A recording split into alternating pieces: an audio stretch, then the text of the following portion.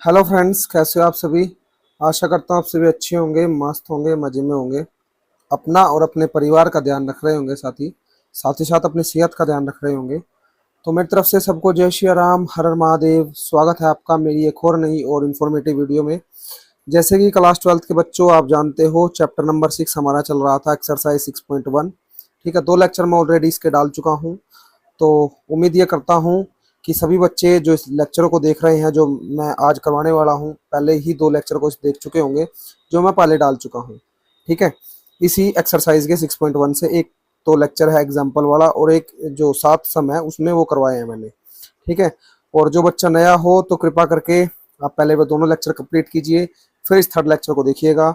और अगर चैनल पर नए हो तो don't forget to subscribe the channel, क्योंकि क्लास 12th का पूरा सिलेबस मैं कराऊंगा। ठीक है, फिर 1 शॉट, उसके बाद 15 प्रैक्टिस सेट, 15 से ज़्यादा भी हो सकते हैं।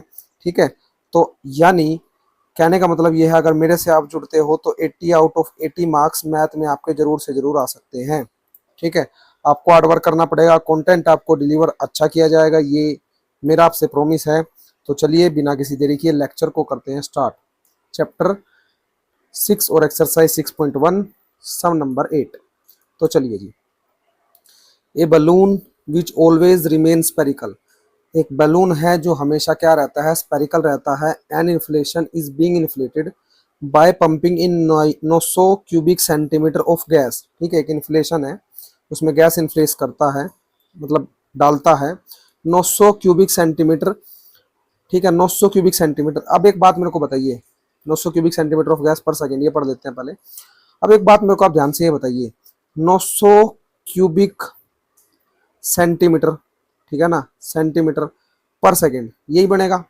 अब ये है क्या, जब मैं आपको एग्जांपल करा रहा था तो मैं आपको समझा रहा था कि यूनिट से भी आपको वैल्यू पहचाननी आनी चाहिए। अब जो बच्चे अच्छे से पढ़ते हैं तो देखिए वो पहचान चुके हैं जी, क्यूब है, क्यूब है तो वॉल्यूम क्या है, वॉल्यूम, और पर सेकंड लिखा हुआ है तो चेंज इन वॉल्यूम क्या है, change in volume with respect to time.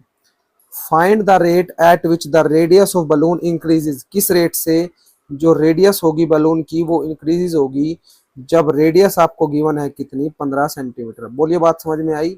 ठीक है, चलो 1% के लिए मान लेते हैं आपको इन्फ्लेशन नहीं पता, आपको इन्फ्लेटेड नहीं पता, लेकिन आप क्या नोटिस करोगे, यहाँ पर आप नोटिस करोगे 900 क्यूबिक सेंटीमीटर गैस है पर सेकंड, ये गैस गिवन है। क्यूब, क्यूब का मतलब वॉल्यूम। ठीक है, आगे आप पढ़ सकते हो रेडियस कितना इंक्रीज होगा, इंक्रीज का मतलब चेंज, यानी D R by D T. Radius कितना, 15 centimetre. So simple is that. अब इसको सोल्व करने का प्रयास करते हैं। तो देखिए वॉल्यूम आपको गिवन है, वॉल्यूम स्पेयर की वॉल्यूम क्या होती है, लिखिए मेरे साथ, volume of sphere, volume of sphere 4/3 pi r cube, ये होता है जी। ठीक है, d v by D t is equal, यहाँ पर वॉल्यूम पुट करेंगे, क्या आएगा, 4/3 पाई आर क्यूब, यही आएगा, यस या नो। आप बोलोगे जी बिल्कुल यही आएगा। किसके इक्वल चल रहा है, 900 सेंटीमीटर क्यूब पर सेकंड के। ठीक है, ये यूनिट हटा दीजिए, आप हटा सकते हो आप। 4/3 एज इट इज, डेरिवेटिव कर रहे हैं 4/3 as it is, pi as it is. ठीक है, आर क्यूब का डेरिवेटिव पावर रूल लगाएंगे, 3 आगे आ जाएगा, 3r²। क्या बचेगा यहाँ पर, D R by D T, क्या बचेगा, D R by D t is equal 900, क्या जाएगा 900। ठीक है, समझ गए बात, यही आएगी। अब आपने D R by D t निकालना है तो आप एक काम कीजिए, सबसे पहले रेडियस पुट कीजिए यहाँ पर 15, 15 पुट कीजिए, 4/3 पाई 3 × 15 का square D R by D T. अब जो कटता है यहाँ पर काट दीजिए, 3 से 3 कट गया। अब ये बाकी सारा मल्टीप्लाई में है, उस सारे को डिवाइड में ले जाइए उधर, D R by D T ये निकालना है आपने, इज इक्वल 900 है, 900 is equal 900 divide by 4 divide by pi और इंटू में 15 का स्क्वायर, यानी जो है 225। काटिए इसको, 15 छीके 90, जीरो, 15 एकम 15, 15 पंजे 75, 15 पे इसको काटेंगे, 15 चौके 60, 4 से 4 कट जाएगा, क्या आ जाएगा, 1/पाई सेंटीमीटर पर सेकंड। ये जरूर लिखना है आपने यूनिट, 1/पाई सेंटीमीटर पर सेकंड। तो ये आपका सम हो गया, सम नंबर 8। उम्मीद है आपको अच्छे समझ में आया होगा। सम नंबर 9 को करें, तो चलिए जी सम नंबर 9 को करते हैं। A balloon which always remain spherical has a variable radius. कुछ रेडियस है उसकी, हमेशा स्पेरिकल रहता है बैलून वो। Find the rate at which its volume is increasing. किस रेट से वॉल्यूम इंक्रीज होगी, radius when the latter is 10 centimetre. जब रेडियस क्या है, रेडियस क्या है बताओ, 10 सेंटीमीटर है। अब एक बात बताइए, जैसे हमने पिछला सम किया कुछ वैसा सा ही है, हमने वॉल्यूम बतानी है। क्या बतानी है? वॉल्यूम। ठीक है, वॉल्यूम किस रेट से इंक्रीज हो रही है, which its volume is increasing with the radius. ये चीज इंपॉर्टेंट है इसमें, with the radius. With the radius का मतलब क्या है? विद रिस्पेक्ट टू रेडियस, यानी यहाँ पर आपने क्या लिखना है, डीवी बाई डी आर। समझ गए? देखिए पीछे क्या लिखा हुआ था, ऐसा कुछ पीछे चेक कीजिए क्या ऐसा लिखा हुआ था। दोबारा पढ़ते हैं, देखिए कंफ्यूजन एक भी नहीं रहने देंगे। ठीक है, क्योंकि मैं ऑफलाइन का टीचर हूँ, अब भी ऑफलाइन काफ़ी पढ़ाता हूँ। ठीक है, मेरे को पता है बच्चे क्या क्या डाउट पूछते हैं, क्या क्या डाउट आपके मन में आ सकता है। देखिए, a balloon which always remain spherical, हमेशा स्पेरिकल रहता है ऑन इन्फ्लेशन, जब उसमें हवा भरते हैं तो इस बीइंग इन्फ्लेटेड, जब हवा भरी गई है तो पंपिंग के जरिए 900 cubic centimetre of A gas पर सेकेंड है। Find the rate at which the radius of balloon increase when the radius is 15 centimetre. ठीक है, पर सेकंड की ही बात की गई है, लेकिन अगर आप यहाँ पर देखो पर सेकंड की बात की गई है ना इसमें, तो dt लगा दिया।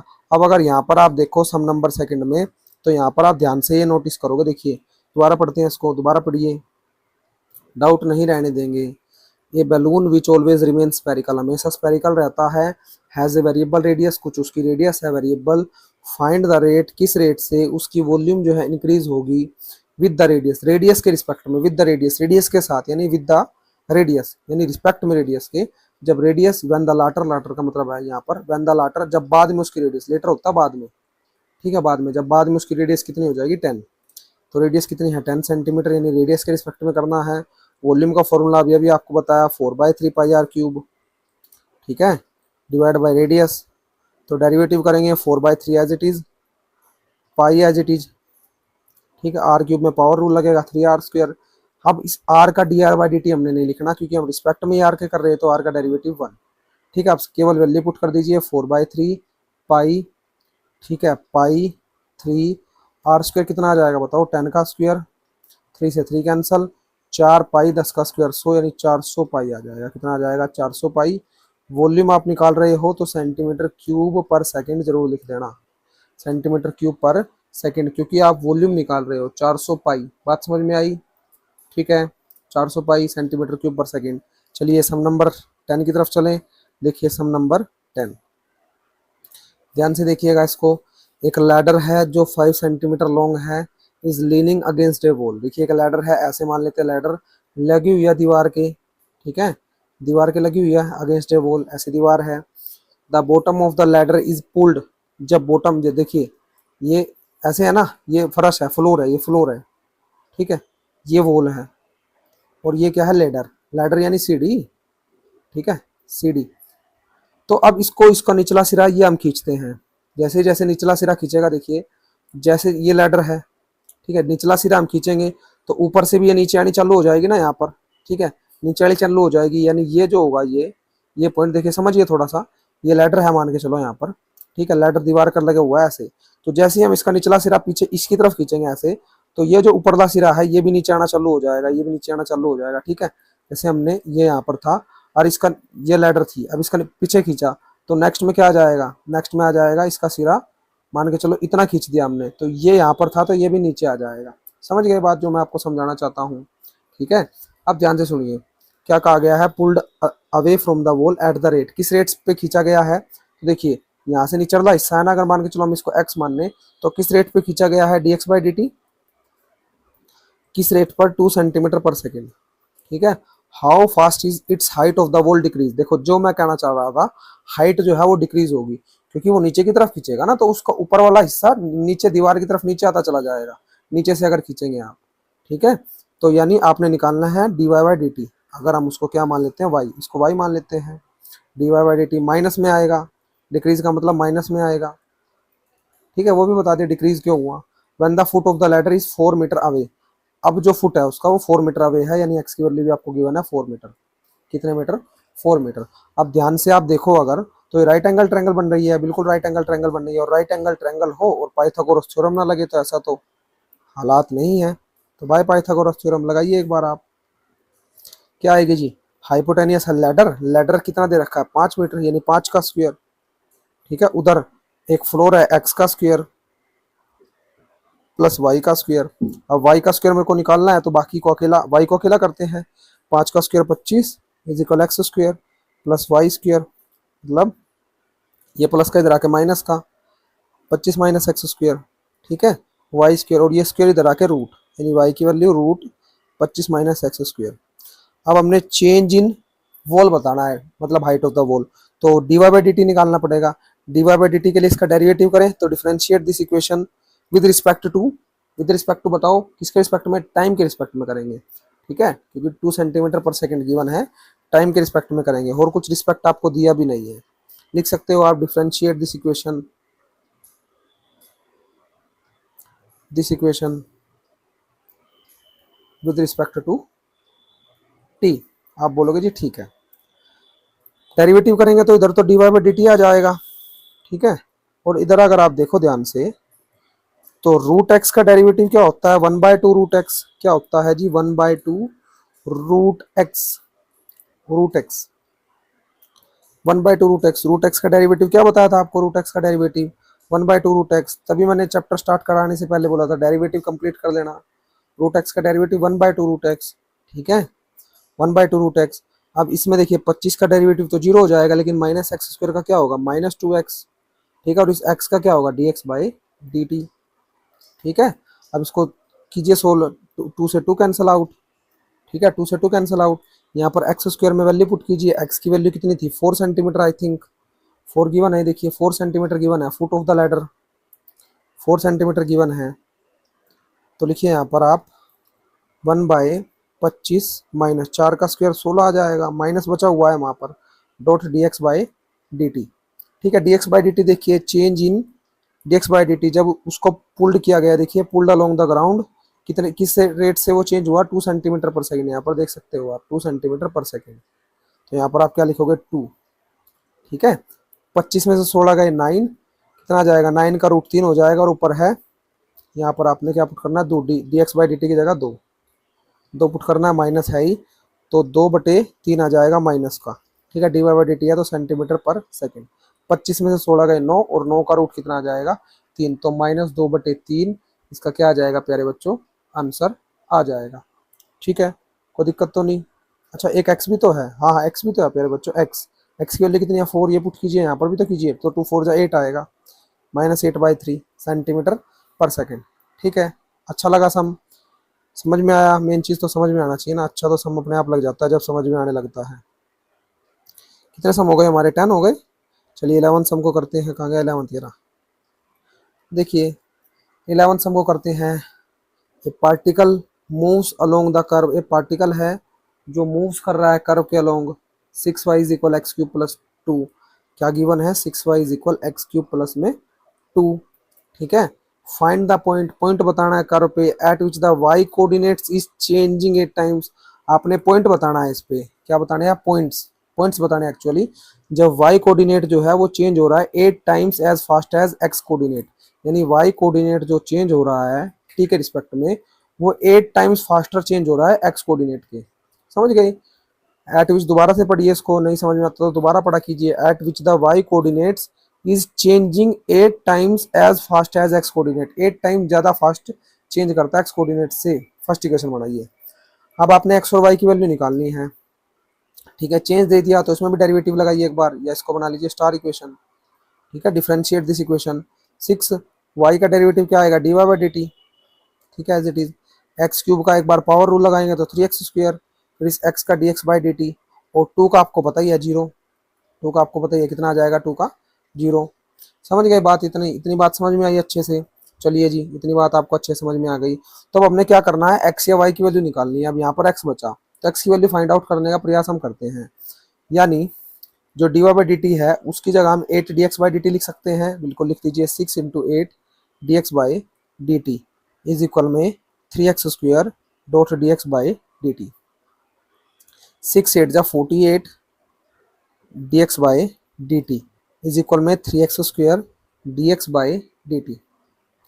बोले बात आपको समझ में आई इतनी, आप बोलोगे ठीक है, 3 से काट भी सकते हो आप, 3 1 जा 3 3 जा 18, ठीक है, क्या बचेगा, अब D x by D T को इधर लेके आइए, ये प्लस का है ना, ये वैल्यू जो है पूरी आपकी, ये पूरी वैल्यू प्लस की इधर लेके ये माइनस हो जाएगा, तो 16 D x by D T minus x square D x by D T, ठीक है, इज इक्वल 0, तो D x by D T दोनों में या तो कॉमन ले लीजिए, D x by D T common आ जाएगा, 16 माइनस एक्स स्क्वेयर, ठीक है, इज इक्वल जीरो।